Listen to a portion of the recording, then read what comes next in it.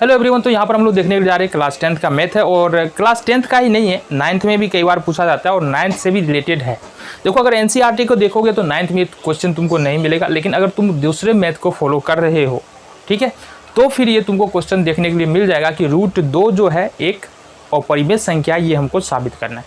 देखो, प्रश्न बेहद ही आसान होता है, लेकिन इस तरह के प्रश्न को आसान तुमको तभी लगेगा जब तुम प्रैक्टिस कर पाओ। विदाउट प्रैक्टिस तुमको ये आसान नहीं लगने वाला है, क्योंकि समझ में तो आएगा, लेकिन ऐसा नहीं एक बार देखने के बाद सारा कन्फ्यूजन एकदम खत्म। कन्फ्यूजन, हाँ, ये भी नहीं बोल सकते, क्योंकि सच्चाई यही है ना, सारा कन्फ्यूजन एक बार में ख़त्म भी नहीं होगा। ये मान के चलो तुम, हम लाख बोल देंगे तुमको समझा देंगे पूरी तरह से, बहुत बढ़िया समझा देंगे, ठीक है। हकीकत तो यही है कि कुछ भी नया बात अगर हम देखते हैं ना, हम अपने तरफ से पूरा प्रयास कर रहे हैं, लेकिन दिक्कत क्या होता है? दिक्कत ये होता है कि अगर नया बात तुम देख रहे हो ना, हम लाख कोशिश कर ले, पूरी बात एक बार में तुमको समझ में नहीं आएगी। हाँ, अब बात बिल्कुल आसान है तो क्यों नहीं आएगी? या फिर तुम अगर बहुत ज़्यादा पढ़ाकू स्टूडेंट हो, बहुत जल्दी बातों को समझ लेते हो, सारे स्टूडेंट के लिए नहीं है, अपवाद हर जगह पर होता है। तो ये क्वेश्चन हमारा कुछ इसी तरह का है, ठीक है। तो समझना है, √2 एक अपरिमेय संख्या है, इसको हमको साबित करना है। कैसे कर सकते? तो इसको करते हैं हम लोग विरोधाभास विधि से। अब विरोधाभास विधि क्या होता है? कंट्राडिक्टरी मेथड इसको बोलते हैं इंग्लिश में। अब ये होता है जो हमको साबित करना है उसका उल्टा मानते हैं और उसका कुछ प्रॉपर्टी लेकर चलते हैं, कुछ गुण लेकर के चलते हैं, और अपने ही बात को बाद में हम गलत साबित कर देते हैं, और इस तरह से ये साबित हो जाता है। क्या कहने की कोशिश कर रहे हैं, आओ हम देख लेते हैं। यहां बोल रहा है कि सिद्ध कीजिए कि √2 एक अपरिमेय संख्या है, ठीक है। हमने क्या कहा? जो सिद्ध करना है उसका उल्टा मानेंगे। तो यहां पर क्या मान लेंगे? माना कि √2 एक परिमेय संख्या है। कौन सी संख्या है ये? यह एक परिमेय संख्या है, ये हमने माना, ठीक है बच्चे। √2 कौन सी संख्या है? एक परिमेय संख्या। अब समझो यहां से, अगर √2 एक परिमेय संख्या है, मान लो हमारे पास 5 परिमेय संख्या है, तो इसको P/Q के फॉर्म में अपन लिख सकते हैं ना, 5/1। अगर मान लो 7 परिमेय संख्या है तो 7/1 लिखा जा सकता है। 3/5 परिमेय संख्या, तो इसको भी P/Q के फॉर्म में लिखा जा सकता है। तो यहाँ पर अगर 5 परिमेय संख्या तो इसको P/Q के रूप में लिख सकते हैं, जहाँ P का मान P का मान 5, Q का मान 1। इस तरह से तुम देख पा रहे हो, कोई पूर्णांक हो सकता है, जैसे -6 भी हो सकता है। तो यहाँ पर P और Q दोनों पूर्णांक है। तो इस प्रकार से हम क्या बोल सकते हैं, अगर √2 कोई अगर परिमेय संख्या है, देन हम इसको लिख सकते हैं √2 बराबर P/Q।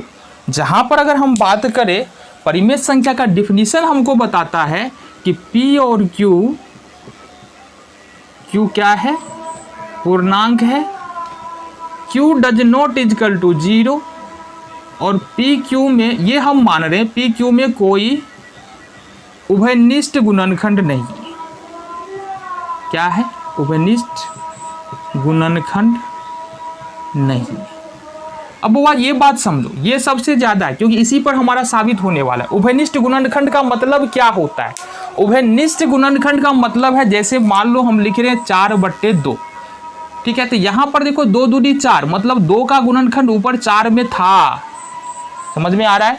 अगर हम लिख रहे हैं 8/4, या मान लो लिख रहे हैं 10/5, तो ये 5 दूनी 10 कट रहा है, मतलब यहाँ पर 2 का गुणनखंड 10 में है, तभी ये कट रहा है। इसको बोलते हैं उभयनिष्ठ गुणनखंड। तो हम ये मान के चल रहे हैं कि √2 या P/Q में कोई उभयनिष्ठ गुणनखंड यहाँ पर हमारे पास नहीं है, मतलब किसी भी संख्या से ना तो P कट रहा है ना Q कट रहा है, ये हम मान के चल रहे हैं, ठीक है। अब समझो बात को, क्रॉस मल्टीप्लीकेशन करो, ये नीचे में 1 हो जाएगा, क्रॉस मल्टीप्लीकेशन, तो ये हो जाएगा √2P √2Q बराबर में P हो जाएगा। अब दोनों तरफ वर्ग करते हैं, दोनों तरफ वर्ग करने पर ये क्या हो जाएगा हमारे पास? ये हो जाएगा, तो वर्ग करने पर मतलब क्या, ये कर लेंगे ना, ठीक है। तो ये हो जाएगा हमारे पास, अच्छा एक स्टेप यहाँ से छोड़ो मत, यहाँ से कर लो। दोनों तरफ वर्ग करने का मतलब है कि √2Q का ये स्क्वायर हो जाएगा बराबर में p का ये स्क्वायर हो जाएगा। ये हो जाएगा हमारे पास 2q का स्क्वायर और बराबर में p का स्क्वायर, बराबर में क्या हो जाएगा p का स्क्वायर। अब समझो एक बात को, यहाँ पर क्या समझना है कि q स्क्वायर बराबर क्या लिख सकते हैं, q स्क्वायर, या हम क्या लिख सकते हैं q स्क्वायर बराबर, हाँ q स्क्वायर बराबर लिख सकते हैं p स्क्वायर बट्टे 2। तो यहाँ से देखो अब क्या कर सकते हैं, यहाँ पर देखो अब हमारा आ रहा है q स्क्वायर बराबर p स्क्वायर बट्टे 2। इसका मतलब ये हुआ कि p स्क्वायर जो है ना वो 2 से विभाजित है। इसका मतलब ये है कि p स्क्वायर में यदि 2 से भाग देते हैं तो वो हमको q स्क्वायर प्राप्त होता है। इसका मतलब ये हुआ, इसका मतलब क्या लिख सकते हैं, p स्क्वायर 2 से विभाजित है, 2 से विभाजित है। और इसका मतलब ये भी बोल सकते हैं कि p 2 से विभाजित है, विभाजित है। और इसका मतलब या तो हम ये भी बोल सकते हैं p का गुणनखंड 2 है, क्या है, गुणनखंड 2। ये तीनों बात एक ही है। चलो जी आगे देखते हैं।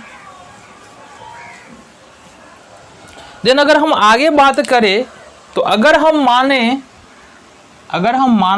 माना कि p बराबर 2m, p बराबर m या p बराबर 2m ले लो, तो समीकरण 1 से, अब p बराबर हमने 2m क्यों लिया, क्योंकि वो p जो है ना वो 2 से विभाजित है। अब कोई भी संख्या यदि 2 से विभाजित है, मान लो 4 2 से विभाजित है जिसको 2 गुने 2 के रूप में लिख सकते हैं, 6 2 से विभाजित है इसको 2 गुने 3 के रूप में लिख सकते हैं, 8 2 से विभाजित है इसको 2 गुने 4 के रूप में लिख सकते हैं, 10 2 से विभाजित है इसको 2 गुने 5 के रूप में लिख सकते हैं। तो ये 2m के रूप में तो लिखा जा रहा है, देखो 2 और m के जगह पर हमारा वैल्यू बदल रहा है। इसका मतलब ये हुआ कि p बराबर 2m हमने इसलिए रखा क्योंकि p 2 से विभाजित है। ये बात तुमको यहाँ पर समझना पड़ेगा, ठीक है। देन समीकरण 1 से क्या आएगा, देखो समीकरण 1 क्या है हमारे पास, समीकरण 1 है q स्क्वायर बराबर, ये है हमारे पास q स्क्वायर बराबर p स्क्वायर बट्टे 2। ये है हमारे पास, यहाँ से q स्क्वायर बराबर p स्क्वायर का मान रख देते हैं 2m, इसका स्क्वायर हो जाएगा बट्टे में 2 हो जाएगा, या q स्क्वायर बराबर 2m का स्क्वायर करेंगे तो ये हो जाएगा 4m स्क्वायर बट्टे में 2। अब इसको काट लो, 2 दूनी 4, मतलब q स्क्वायर बराबर ये हो जाएगा 2m स्क्वायर, ये हो जाएगा हमारा क्या, m स्क्वायर बराबर q स्क्वायर बट्टे में 2। ये हो गया हमारा m स्क्वायर बराबर हो जाएगा q स्क्वायर बट्टे में 2। अब इसका मतलब क्या है, इसका मतलब q स्क्वायर को 2 से भाग दे रहे तो m स्क्वायर आ रहा है। इसका मतलब ये हुआ कि q स्क्वायर 2 से विभाजित है, अतः q स्क्वायर 2 से विभाजित है। इसका मतलब ये भी हुआ कि q 2 से विभाजित है, q 2 से विभाजित है। या हम ये भी बोल सकते हैं कि q का उभयनिष्ठ गुणनखंड 2 है। अब देखो यहाँ से गौर से देखना, यहाँ पर गौर से देखना, यहाँ पर हम ख़त्म कर लेते हैं।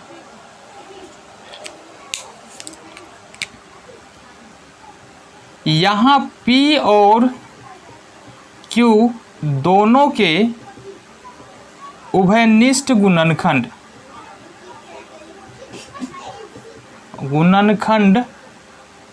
2 है। क्यों, देखो यहाँ पर हमने बात किया है P का गुणनखंड 2 है, उभयनिष्ठ गुणनखंड, और Q का गुणनखंड भी 2 है, मतलब P और Q में दोनों में उभयनिष्ठ गुणनखंड 2 है। लेकिन यहाँ पर हमने क्या कहा था कि P और Q पूर्णांक है, जहाँ P Q में कोई उभयनिष्ठ गुणनखंड नहीं है। इसका मतलब यह हमारी मान्यता के खिलाफ विरुद्ध है, यह हमारी मान्यता के विरुद्ध है, अतः हमारा मानना गलत है कि √2 एक परिमेय संख्या है। इसलिए क्या बोल सकते हैं, √2 एक अपरिमेय संख्या। इतना काम हमको यहाँ पर करना पड़ेगा, फिर जाके ये क्वेश्चन हमारा यहाँ से सॉल्व होगा। ठीक है, एक दो बार रिपीट करोगे। देखो यहाँ पर सबसे मेन बात क्या है पता है, ये प्रश्न तुमको भारी लग रहा होगा लेकिन भारी है नहीं। एक बार तुम अगर बातों को समझ पाओ तो बिल्कुल आसान हो जाता है। 2-3 जगह पर तुमको समझना है, और समझने के बाद सबसे ज़्यादा और सबसे महत्वपूर्ण क्या बात है, सबसे महत्वपूर्ण बात यह है कि तुम प्रैक्टिस कितना करते हो। 10-15-20 बार क्वेश्चन बना जाओ। अब बोलने के लिए बहुत ज़्यादा लग रहा होगा, लेकिन देखो मेहनत तो करना पड़ेगा।